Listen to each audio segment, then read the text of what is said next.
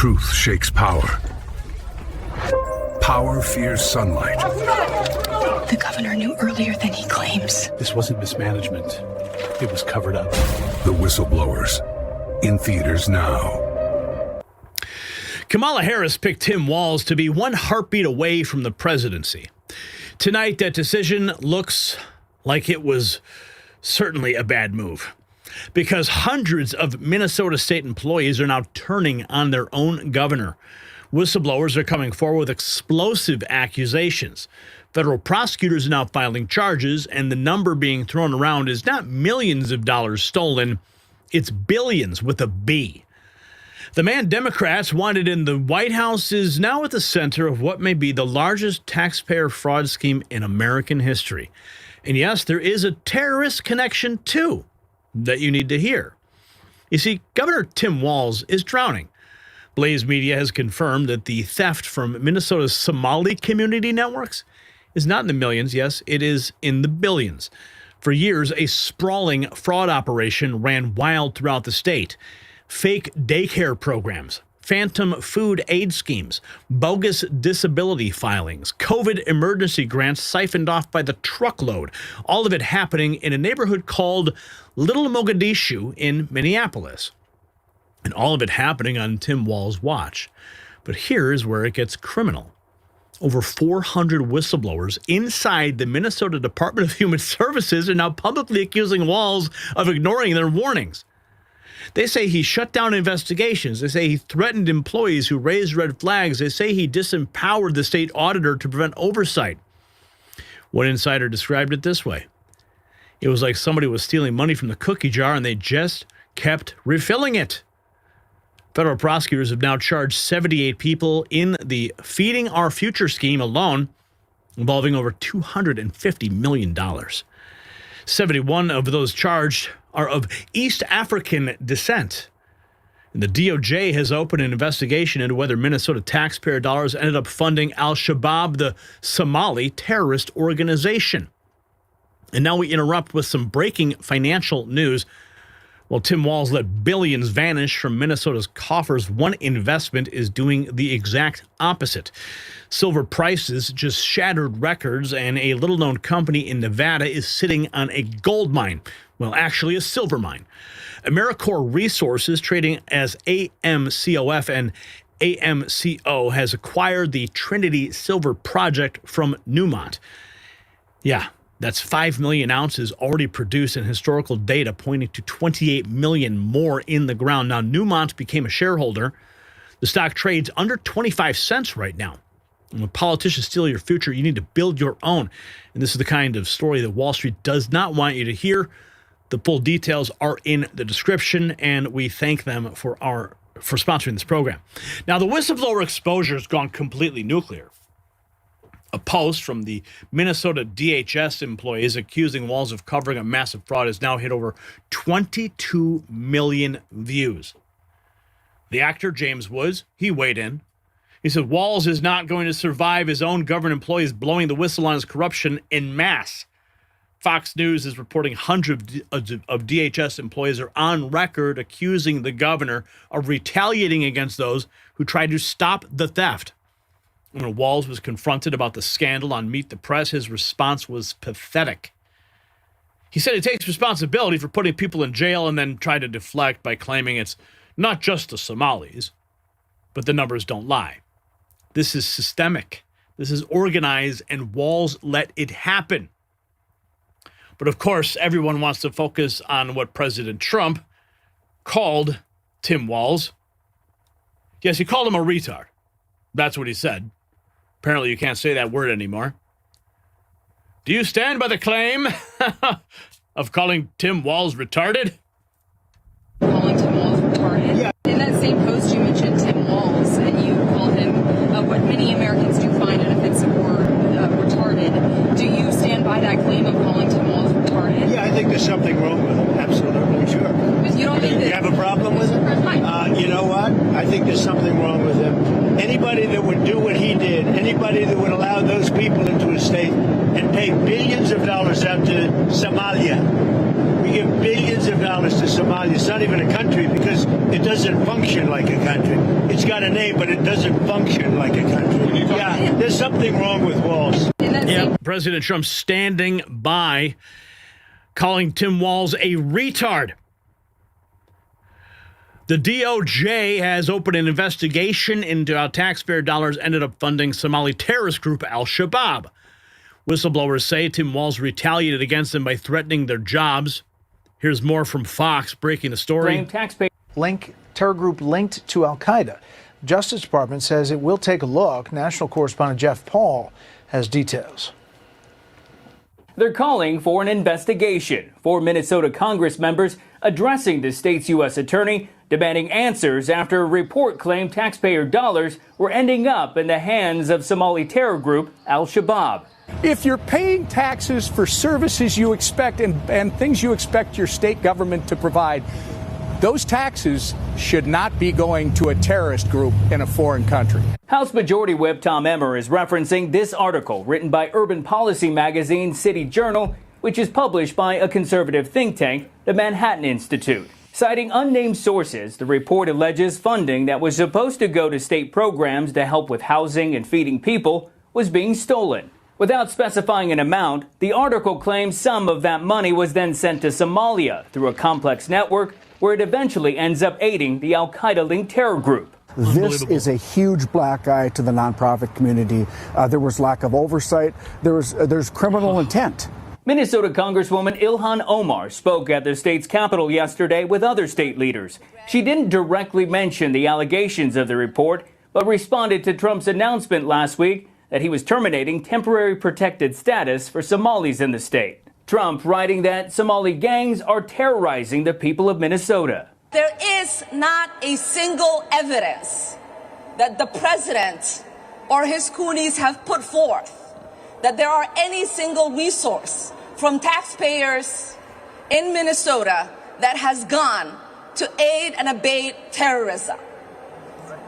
That language is dangerous.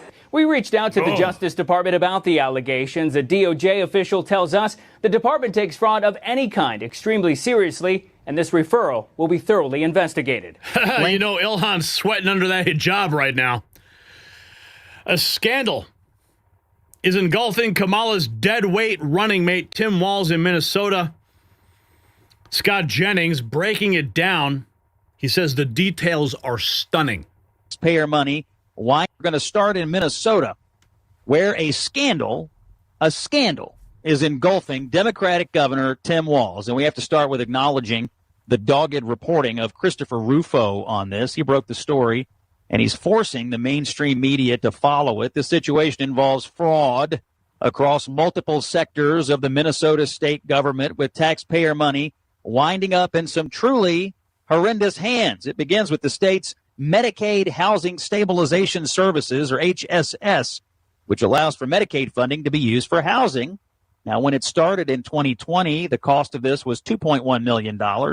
Next year, it was $21 million. Next year, $42, then $74, and finally, a $61 million program in the first half of 2025 alone.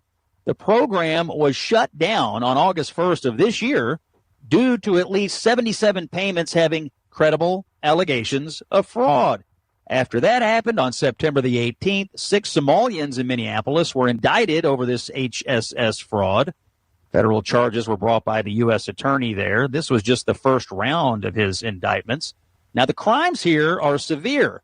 It wasn't just typical Medicare or Medicaid fraud.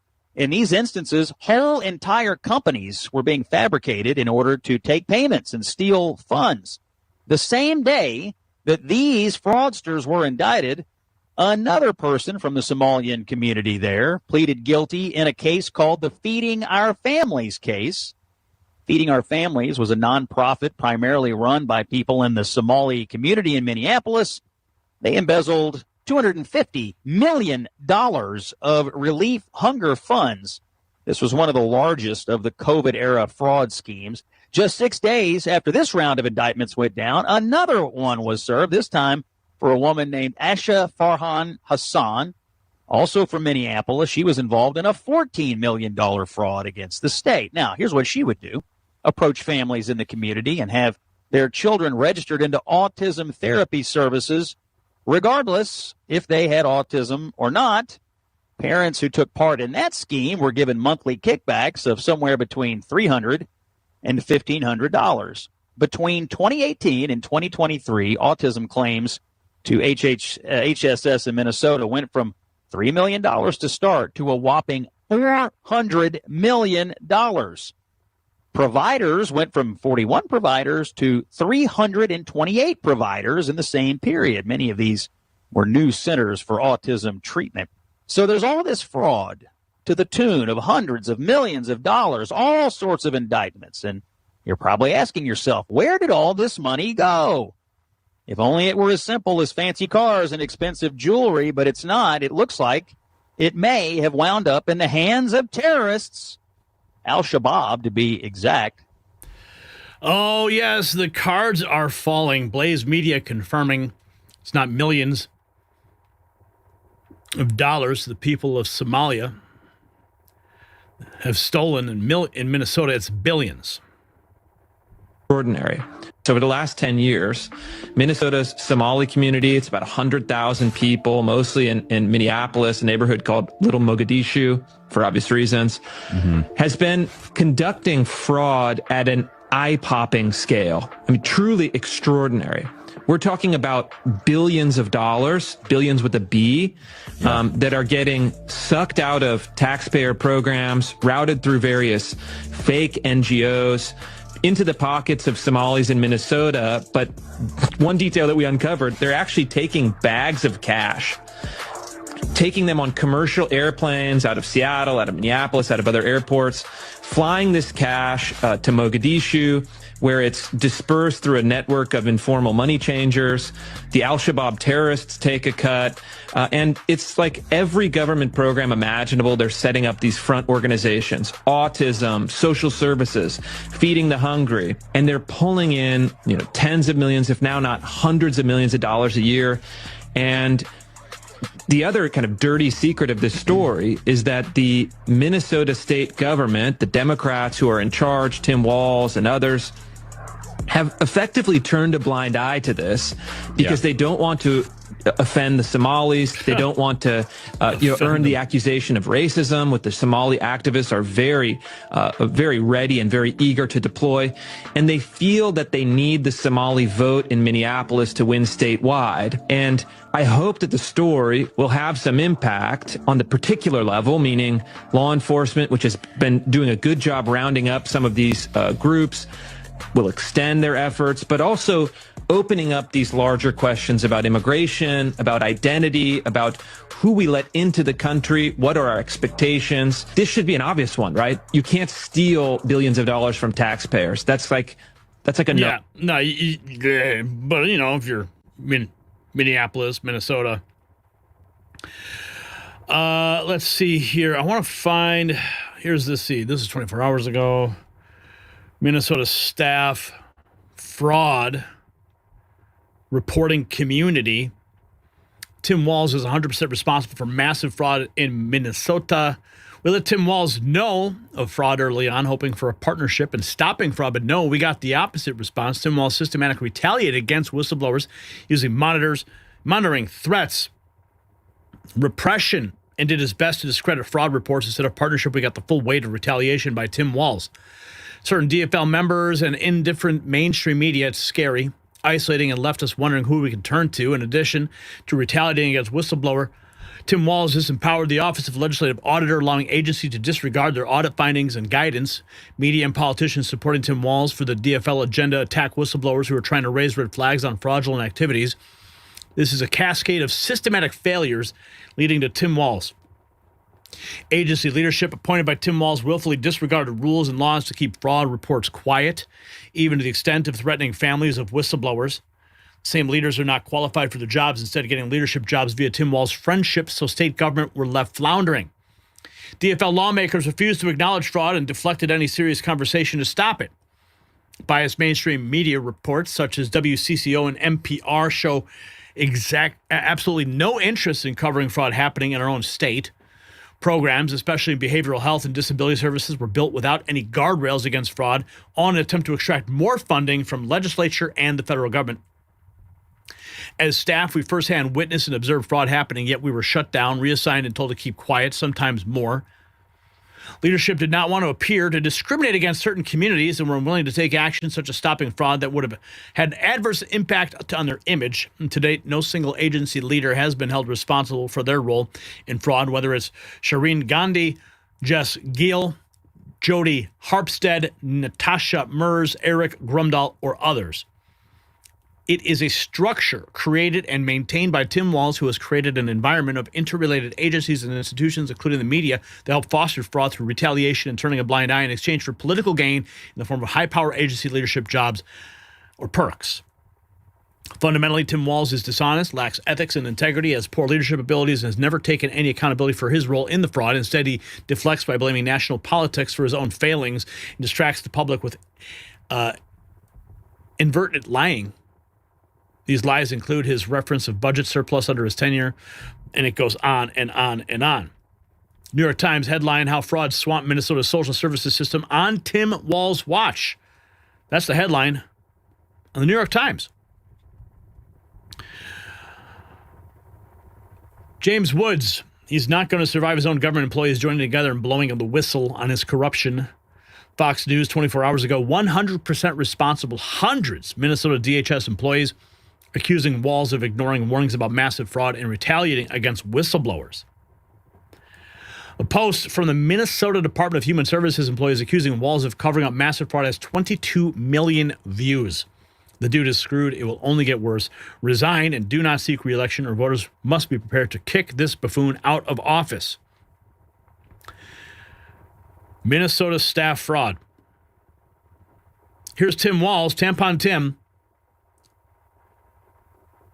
Rapid Response 47. Tampon Tim Walz, the seriously retarded governor of Minnesota, says it's a badge of honor to be one of the most incompetent, inept, and pathetic governors in American history. Look, Donald Trump insulting me is a badge of honor for me, but I think we all know, as both as an educator for a couple decades and as a parent, using that term is just so damaging. It's hurtful. Look, Donald Trump insulting me. Cry me a river, man. Cry me a river. Here is the list of 75 individuals charged so far in the massive $1 billion fraud scandal that unfolded on Tampon Tim's watch. Rapid Response 47 writing that. The following individuals are named in the indictment: United States versus Amy Marie Bach. Wow. I'm just going to scroll through this because there's a lot here. Amy Marie Bach. Not even going to try to pronounce that. Not going to pronounce that. Yeah, not going to try to pronounce that one. Yeah, not going to pronounce that one. Not going to try that one either. Yeah, just not even going to attempt it. No. Oh my goodness, the list keeps going on and on. These are all the people who've been indicted. Just look at the screen. Another one. How many? Jeez. I'm just going to scroll. You can see, look, it just goes on and on and on and on and on and on and on. Oh, my goodness. Look at it. It just keeps going. Whew. Who's been charged in the Feeding Our Future fraud investigation? The Sahan Journal. 78 people. For an array of crimes, including conspiracy, wire fraud, and money laundering. So President Trump, he was asked if he stands by calling Tim Walz retarded. His answer. What many Americans do find an offensive or retarded. Do you stand by that claim of calling Tim Walz retarded? Yeah, I think there's something wrong with him. Absolutely. Simple and direct. Yeah, there's something wrong with Walz. And he's right. Because what kind of governor watches billions vanish into fraud networks, receives warnings from his own employees, and responds by threatening the whistleblowers? How much was ending up in his pocket? How much was ending up in Ilhan's pocket? What kind of leader disempowers the state auditor while terrorist-linked money flows out of his own state? Tim Walz is not just incompetent, he is complicit. Kamala Harris wanted this man to be vice president of the United States, so let that sink in for just a minute. Imagine the fraud that would be going on if he was vice president. The story matters because it exposes the rot at the heart of the Democrat Party.